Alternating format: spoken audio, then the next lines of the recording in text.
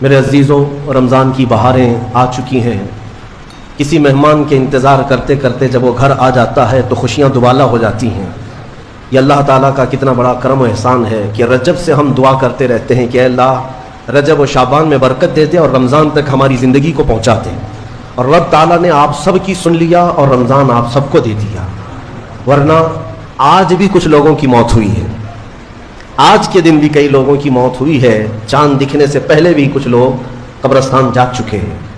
وجہ یہ ہے کہ وہ رجب بھی پا لیے، شعبان بھی پا لیے، مگر ان کی زندگی میں اس سال کا رمضان نہیں لکھا ہوا تھا، اور جس میں رمضان مل گیا اللہ کا ایک اور احسان اس کے ساتھ ہے۔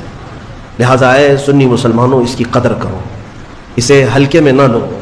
رمضان المبارک جیسے آ جاتا ہے تو اللہ تعالیٰ سب رزق کے دروازے کھول دیتا ہے، اور تمہارے لیے اتنے انتظامات اس نے کر رکھے ہیں کہ شیاطین چھیڑ چھاڑ کے لیے تمہارے ساتھ نہ رہیں، ان کو بند کر دیا گیا کہ تم خالص اللہ کی عبادت کرتے رہو، کوئی شیطان تمہیں پریشان نہ کرے۔ اسی لیے تو قید کر کے رکھا گیا شیطانوں کو، جب تک عید کا چاند نظر نہیں آئے گا کوئی شیطان نہیں اترے گا۔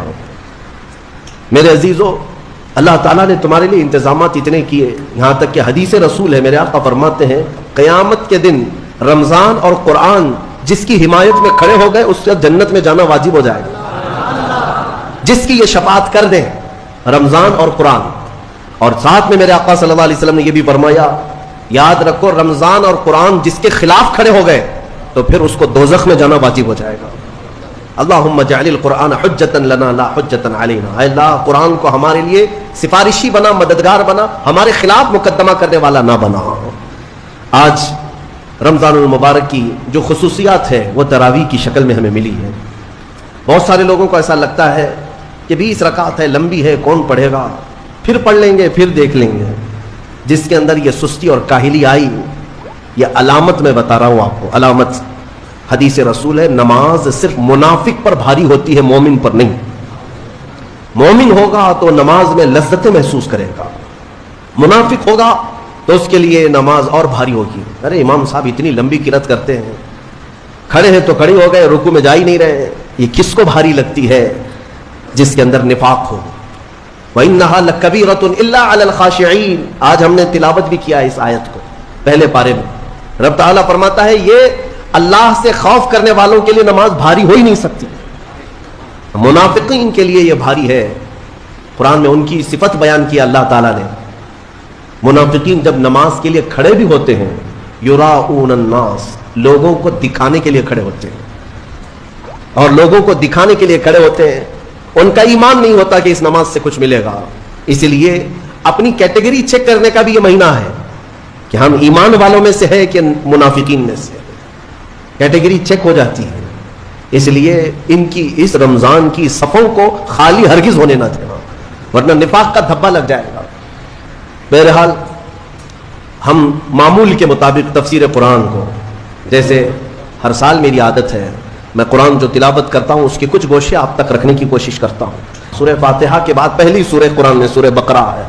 سورہ بقرہ سب سے بڑی سورہ ہے قرآن پاک میں، تقریباً 2.5 پارے پر مشتمل ہے، 280 کے قریب آیات ہیں، اور سورہ بقرہ کی بڑی برکتیں بھی ہیں۔ ایک روایت میں ملتا ہے کہ پورے قرآن کا جو کچھ بھی مضمون ہے اللہ نے وہ سب سورہ بقرہ میں بیان کر دیا۔ پورے قرآن میں جو کچھ بھی ہے وہ سورہ بقرہ میں، اور جو سورہ بقرہ میں ہے وہ سورہ فاتحہ میں، پورا سورہ فاتحہ میں ہے۔ اور اسی کو مولا کائنات علی مرتضیٰ نے فرمایا کہ اگر میں سورہ فاتحہ کی تفسیر لکھنے بیٹھ جاؤں تو 70 اونٹوں کو بوجھل کر سکتا ہوں۔ کیوں؟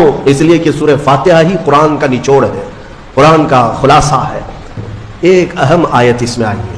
میں تفسیر سننے کے پہلے آداب بھی بتا دوں، قرآن پڑھنے کے بھی آداب اور تفسیر سننے کے بھی آداب۔ ظاہر سی بات ہے کچھ آداب وہ ہیں جو ظاہر سے تعلق رکھتے ہیں، وضو سے ہونا چاہیے نماز قرآن پڑھنے کے لیے، لا یمسہ الا المطہرون، اس کو صرف اور صرف پاکیزہ لوگ چھوئیں گے۔ کس کو؟ قرآن پاک۔ تلاوت کرنے کے لیے وضو شرط ہے یا نہیں؟ چھونے کے لیے سب کو پتا ہے۔ ادب یہی ہے، ظاہری ادب یہ ہے کہ پاک رہے، جنوبی نہ رہے، حیض و نفاس والی عورت نہ رہے۔ قرآن پاک کے لیے یہ ظاہری آداب ہوئے، کچھ باطنی آداب بھی ہیں۔ قرآن پڑھنے کے لیے کچھ باطنی آداب بھی ہے۔ تم 10 بار نہا لو، 10 بار وضو کر لو، قرآن کو ظاہری آداب کے اعتبار سے چھو تو سکتے ہو، باطنی آداب میں سب سے پہلی شرط یہ ہے قرآن پڑھنا ہو یا سننا ہو تو عشق مصطفیٰ ہونا چاہیے. ہاں بغیر حب مصطفیٰ کے اگر قرآن پڑھے گا تو پھر گمراہی کی طرف بھی جا سکتا ہے. قرآن تو قرآن ہے. حدیث رسول کے بارے میں کہا گیا بخاری شریف کے بارے میں کہ بے عشق مصطفیٰ پڑھتے ہیں جو بخاری. سنا ہے نا آپ نے؟ بے عشق مصطفیٰ جو پڑھتے ہیں بخاری. آتا ہے بخار ان کو آتی نہیں بخاری. بخار آ جائے گا لیکن بخاری نہیں آئی. جب بخاری کے لیے عشق مصطفیٰ ضروری ہے تو پھر قرآن کے لیے کتنا ہے. اس لیے سب سے پہلی چیز میں آپ کو یہ بتا دوں, قرآن پڑھنا ہے یا سننا ہے, عشق مصطفیٰ شرط ہے. شرط ہے. محمد کی محبت دین حق کی شرط اول ہے. اسی میں ہو اگر خامی تو سب کچھ نامکمل ہے. قرآن کی ایک آیت سنا ہوگا نا آپ نے, لقد جاءکم من اللہ نور قد جاءکم من اللہ نور و کتاب مبین. مشہور آیت ہے. اللہ فرماتا ہے بے شک اللہ کی طرف سے ایک روشن کتاب. قد جاءکم من اللہ نور و کتاب مبین. بے شک اللہ کی طرف سے ایک نور آیا اور ایک روشن کتاب. ایک نور آیا اور ایک روشن کتاب. توجہ چاہتا ہوں, کیا چیزیں آئی اللہ کی طرف سے؟ ایک نور آیا اور ایک روشن کتاب. نور کون ہے سنیوں کو سمجھانے کی ضرورت نہیں. دوسرے لوگ تعویل کرتے ہیں نور سے مراد وہ ہے, نور سے مراد یہ ہے. ہم تو کہتے ہیں صبح طیبہ میں بٹتا باڑا صدقہ لینے نور کا آیا ہے تارا.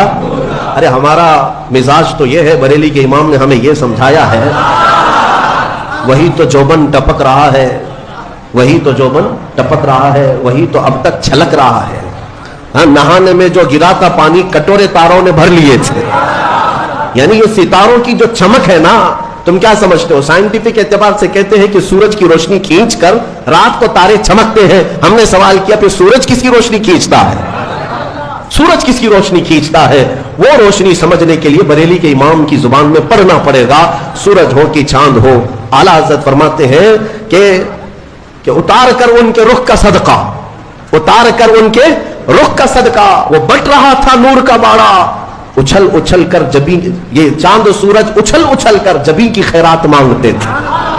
معراج کی شب میں چاند و سورج اچھل اچھل کر جبیں کی خیرات مانگتے تھے کہ اللہ یہ تیرے حبیب کا جو اترن ہے نہانے میں جو گرا ہے اور پیشانی مبارکہ سے جو پانی ٹپکا ہے, چاند کہتا ہے وہ میری جھولی میں دے دیا جائے اور سورج کہتا ہے میری جھولی میں دے دیا جائے.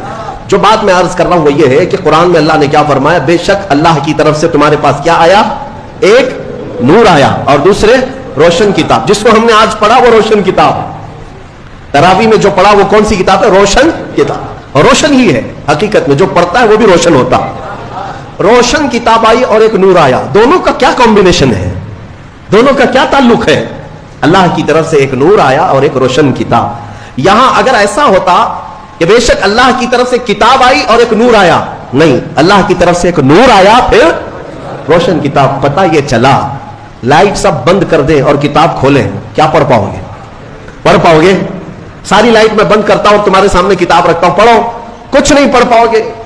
ادھر سے ادھر انگلیاں پھیر سکتے ہو. پڑھنے کے لیے روشنی ہونا یہ ضروری ہے. بغیر روشنی کے کتاب نہیں پڑھی جا سکتی.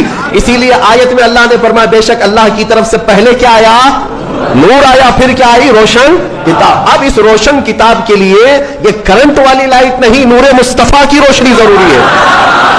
جب نور مصطفیٰ میں پڑھو گے تو اس کتاب سے ہدایت بھی پاؤ گے. الحمدللہ اہل سنت و جماعت کے حصے میں وہ ہدایت آئی کہ ہم عشق مصطفیٰ کی زبان میں قرآن پڑھتے ہیں. الحمدللہ.